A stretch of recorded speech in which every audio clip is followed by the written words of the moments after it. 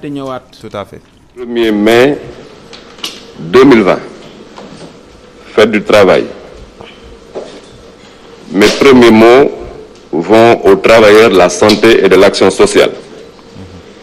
qui occupent la première ligne dans la lutte contre le Covid-19. Le personnel de santé et de l'action sociale, toutes professions confondues, partout sur le territoire national, dans le public comme dans le privé, sont mobilisés et déterminés à freiner la propagation du Covid-19. Je voudrais saluer leur professionnalisme et leur courage. Les autres acteurs impliqués dans la riposte méritent cet hommage. Je les exhorte à maintenir haut le niveau d'engagement et de détermination dont il faut montre depuis le début. J'ai constamment une pensée pour nos compatriotes décédés du Covid-19. Je présente à leurs familles et à leurs proches mes sincères condoléances. Ce matin, nous tenons le deuxième point mensuel pour vous informer de l'évolution de la maladie à Covid-19. Partager avec vous les indicateurs essentiels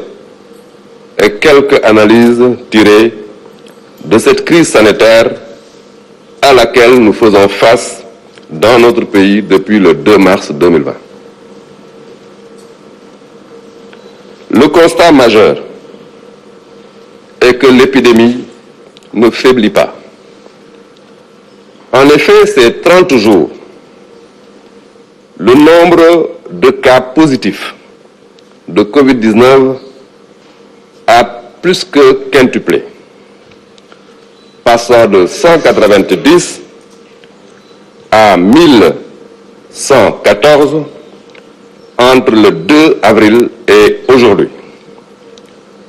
avec une augmentation des cas dits communautaires. Les mesures et les stratégies de riposte jusque-là mises en œuvre par le gouvernement sont certainement efficaces, ont permis de garder le contrôle jusque-là. Néanmoins, la progression de la maladie, qui touche désormais 11 régions sur 14, indique clairement qu'il faut un engagement plus marqué, en particulier des communautés.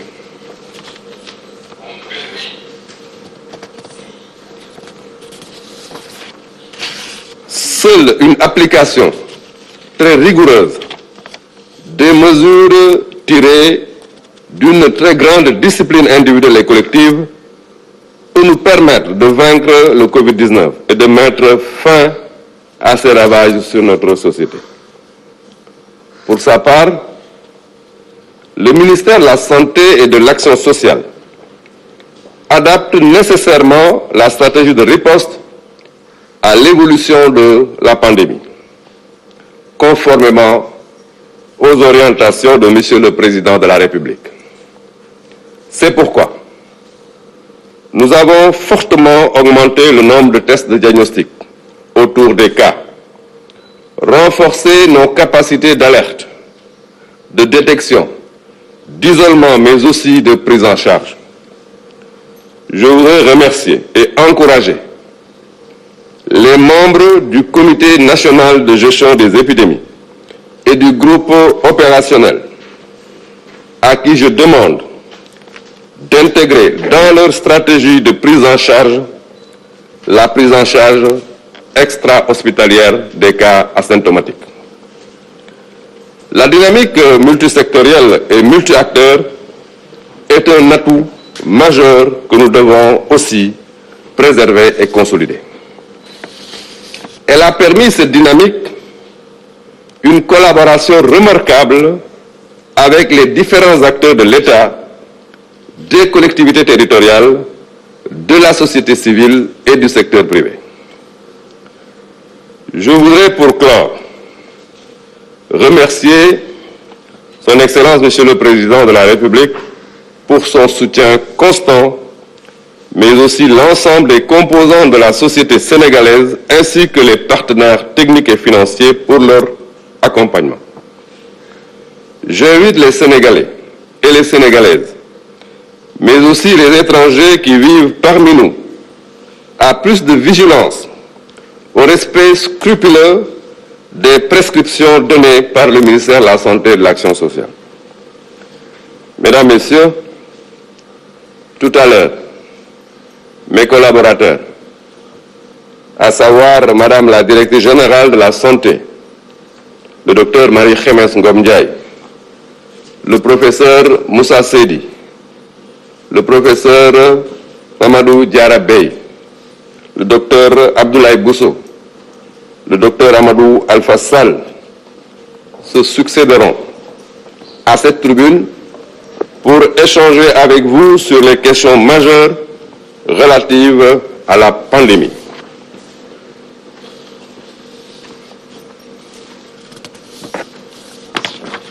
maa ngi nuyu sénégalais yépp di wax ne tey mooy le 1er mai ku ko dégg xam ne mooy feetu travailleurs yi bon nag li may jëkke mooy nuyu travailleurs u système de santé bi yépp ak action sociale di leen jaajëfal di leen wax bonne fête mais surtout di rafetlu bu baax seen taxawaay personnelu santé et l'action sociale fépp fu ñu nekk ci réew mi ak service bu ñu mën a nekk taxaw nañ bu baax pour wane seen jàmbaar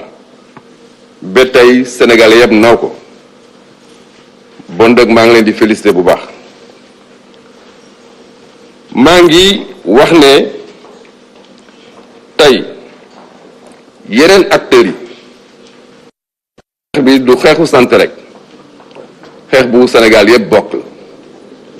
ñu ngi leen di aussi jaajëfal di leen remercier ci seen taxawaay bu ñu taxawee fii di wax nag suñu xel day dem ci juróom-ñeenti nit yi génn àdduna ci Covid-19 bi ñu ngi leen di ñaanal suñu borom yóbbu leen àjjana tey nag lañu am ñaari weer ci xeex bi boo ñu taxaw ak yéen ci ñaareel bi yoon pour waxtaan ak yéen waxtaan bu gën a yaatu jox leen lépp loo xamante ne yaakaar nañ ne war ngeen ko xam ci riposte bi ñuy def li ñu mën a seetlu mooy que ne feebar bi delluwul gannaaw parce que nag bi ñu tàgg ak yéen fii ñu ngi woon ci 20 cas ak juróom-ñeent fukk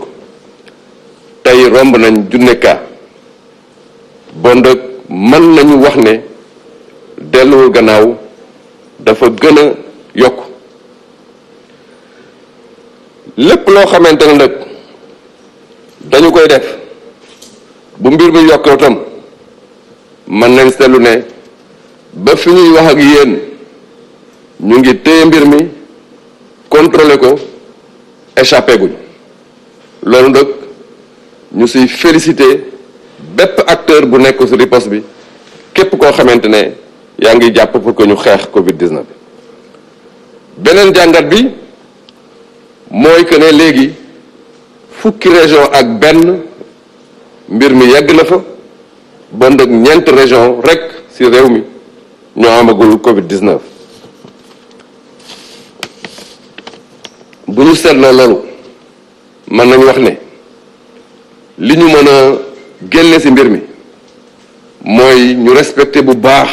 li ñu digal mais li ñuy wax communauté yi ku nekk ci quartier ba nga nekk nga jël mbir mi mu nekk sa mbir ministère de la santé et de l'action sociale chaque fois bu mbir mi évoluer day changer ay stratégie am adapté ko méngale ko ak fi mbir mi tollu méngale ko ak changement yu gis ci feebar bi méngale ko ak taxawaayu jàngoro bi loolu yëpp nag ci ndigalu président de la république moo tax tey ñu ngi encouragé bu baax comité national de gestion des épidémies di leen féliciter di féliciter aussi groupe opérationnel bi ak képp koo xamante ne yaa ngi nekk ci dispositif bi ci orientation yooyu am na benn bu ci bees bu ñu leen di yëgal mooy demande nañ comité national de gestion des épidémies ak comité opérationnel bi ñu dugal ci seen jumtukaayu xeex lu ñuy wax prise en charge extra-hospitalière des cas asymptomatiques mooy képp koo xamante ne da nga am cas te amuloo symptôme mën nañ la jël en charge foo xamante ne du hôpital ñuy wax ne dynamique multisectorielle mooy muy lu ñëpp di yëgoo que muy système de santé ak beneen système nekk na loo xamante ne mooy doon atu majeur bi xamante ne mooy tax ñu gañee mbir mi dynamique boobu nag collectivité locale bokk nañ ci mooy maire yi délégué de quartier yi ASC mais aussi les forces de défense et de sécurité ma leen di féliciter au passage dañ ci am rôle bu am solo société civile secteur privé ak ñooñu ñëpp ñuy wax ne xeex bi ñëpp ñoo ci war a jàpp may terminer di leen wax ne léegi danaa woo fii ñoo xamante ne dañoo war a taxaw pour waxtaan ak yéen muy d'abord directeur général de la santé docteur Marie Khemesse Ngom Ndiaye bu waxee communiqué ba pare mooy communiqué wu tey 2 mai bi moom aussi am na message bu mu war a jàllale bu paree professeur docteur Abdoulaye Bousso dana ñëw fii aussi pour waxtaan ak yéen bu docteur Abdoulaye Bousso pare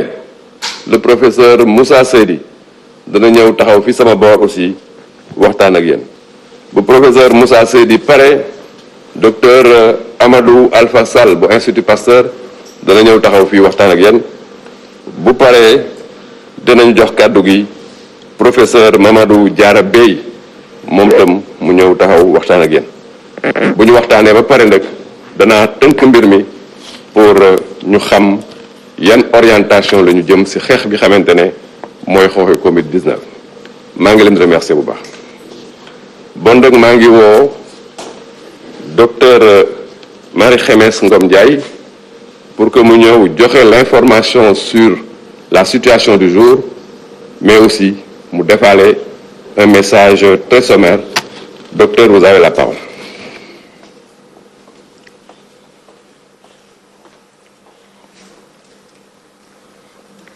Merci beaucoup, Monsieur le ministre de la Santé.